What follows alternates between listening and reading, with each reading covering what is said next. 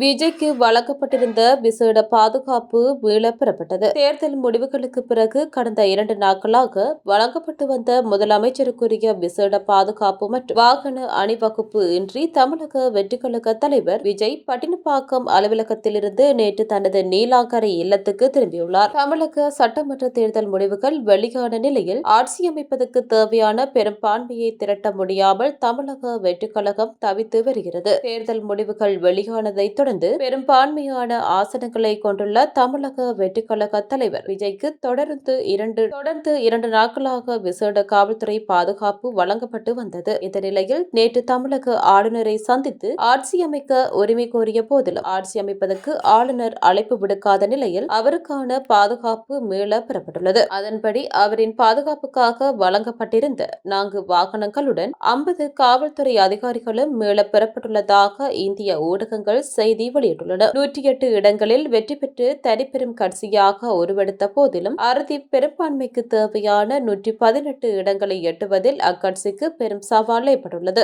ஆட்சி அமைப்பதில் நிலவும் நிச்சயமற்ற தன்மைக்கு மத்தியில் அவருக்கு வழங்கப்பட்டிருந்த உயர்மட்ட பாதுகாப்பு வாகனங்கள் எதுவுமின்றி அவர் இல்லம் வந்தடைந்தமை அரசியல் வட்டாரத்தில் பேசுபொருளாகியுள்ளது. இதனிடையே தனது கட்சிக்கு தேவையான மேலதிக இடங்களை பெற காங்கிரஸ் மற்றும் இடதுசாரி கட்சிகளின் ஆதரவை விஜய் கோரியுள்ளார். இருப்பினும் இந்திய கம்யூனிஸ்ட் போன்ற கட்சிகள் இதுகுறித்து மாநில தலைமையே முடிவு செய்யும் என தெரிவித்துள்ள நிலையில் ஆட்சி அமைப்பதற்கான அடுத்த கட்ட நகர்வுகளில் தவிக தீவிரமாக ஈடுபட்டு வருகிறது.